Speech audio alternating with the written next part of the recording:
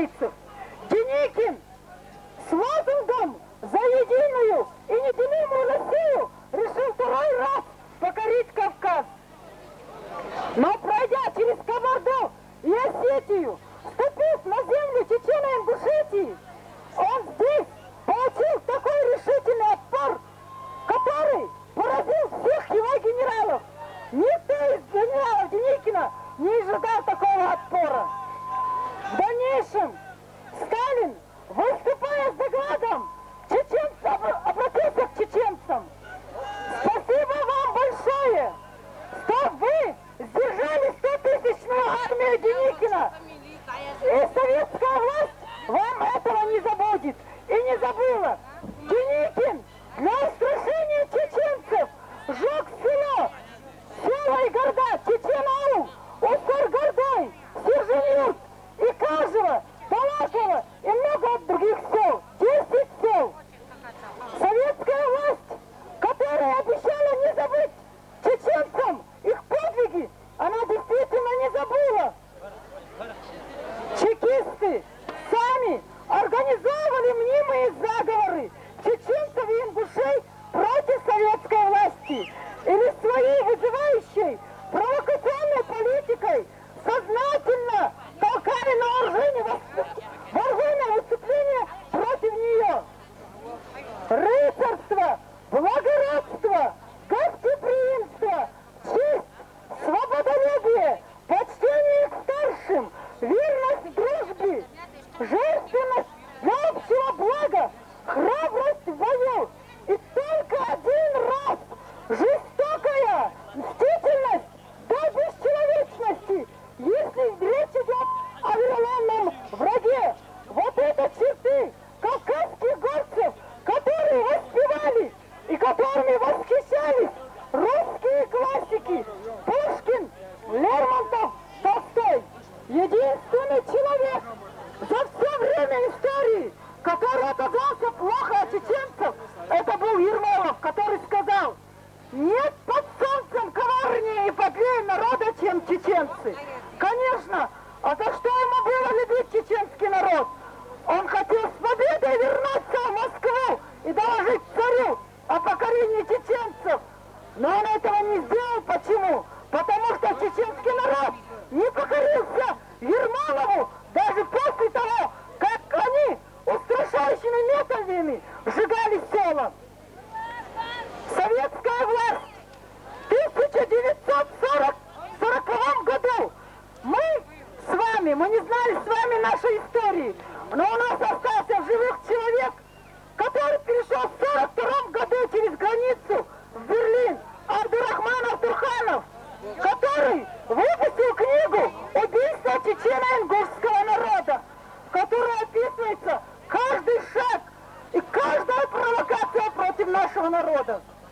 В 1940 году был Хасан Исраилов, главный редактор газеты. Видя несправедливое отношение к чеченскому народу, Хасан Исраилов написал заявление в обком партии. Вот оно, его заявление. Во время сталинских репрессий, во время, мы сами с вами знаем, какие годы были 40-е, он нашел в себе силы воли и мужество, чтобы написать в обком партии это заявление. Вот уже 20 лет, как советская власть ведет войну на уничтожение моего народа по частям. По моему убеждению, единственно правильный исторический шаг. Он подчинил себе полностью Галанчойский район и часть Шатойского района. После этого к нему примкнул брат Асамбека Шерипова.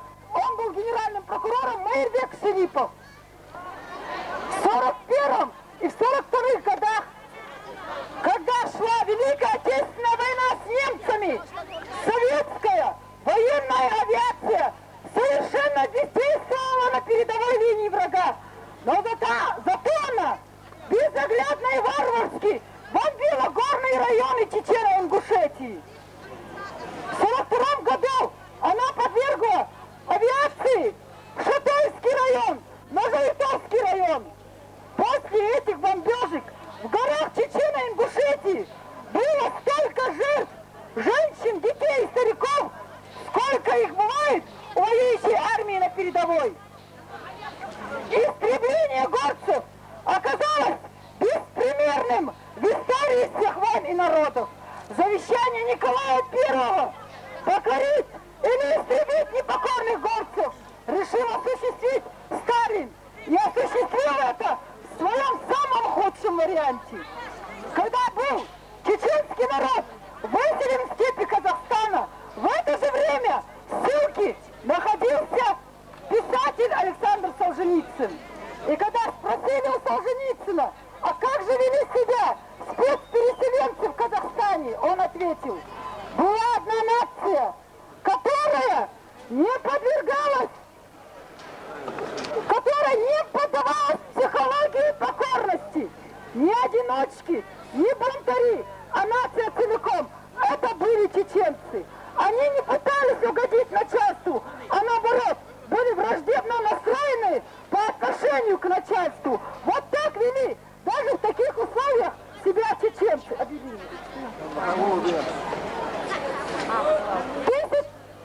Советская власть, то, что сделал Сталин, по сравнению с тем, что сегодня сделала с нами демократическая Россия, это было, можно сказать, и можно назвать гуманным шагом. То, что сегодня натворила демократическая Россия, политика покорности, покорения чеченцев и сожжения аула весел, осталась та же самая, что была и при Ерлове. Продажных можно убить, продажных можно купить, смертных можно убить, но дух чеченца не сломить. По своей жестокости, варварству, война в Чечне, необъявленная война в Чечне, превзошла германскую войну с фашистами. Когда железная армада российских танков двинулась на чеченскую территорию, первый человек, который поставил свою машину против этих танков, это был министр здравоохранения Ингушетии Тамерлан Горчханов. И ингуши, которые приняли самое активное участие для того, чтобы помочь своим братьям-чеченцам. Помогали они и тем, что принимали беженцев. Но самая главная помощь, которую нам оказали, моральную поддержку со стороны Руслана Аушева и со стороны Бориса Агапова, большое им спасибо. На протяжении всей войны Руслан Аушев выходил в эфир и говорил, что бомбят город Грозный, хотя с хладнокровной идиотской улыбкой Грачев заявлял, что с 24 декабря Грозный не бомбят. Почему об этом не говорил Завгаев? Почему об этом не говорил Хасбулатов? Неужели сегодня у Хасбулатова есть лицо, чтобы приехать в нашу республику и руководить нами? В тот момент, когда чеченский народ был в беде, в тот момент, когда уничтожались и сжигались села, когда была проведена карательная акция в Самашках, где был Завгаев, где был Хаджиев, где был Автурханов. Вчера они объявили по телевизору, что эмиссары Дудаева специально спланировали эту митинговую акцию. А мы хотим им сказать, пускай тогда Завгаев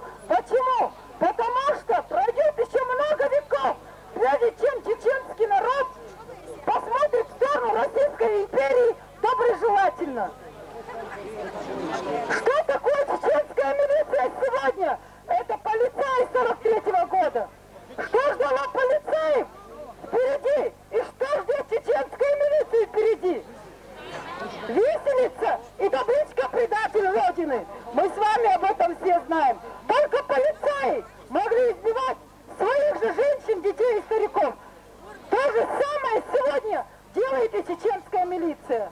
Но мы обращаемся сегодня к Ельцину и ко всем российскому народу, к мировому сообществу. Единственное требование чеченского народа — вывести войска и отдать под суд тех политиков, которые отдавали преступные приказы бомбить город Грозный, Чеченскую республику, которые отдавали преступные приказы убивать мирное население. Только после этого чеченский народ может хоть как-то говорить с Российской империей. Аллаху Акбар! Аллаху Акбар! Аллаху Акбар! Devre Eskeron Sanet. Setsa, Tajim Sakvar Fondeven, Ahmad Boş. Deşet okuş bolçar. Evet zavol değil, reis il taşaydı, lel da çok. Ой, Барт beni, tak bağırmaya davet işe şakçın.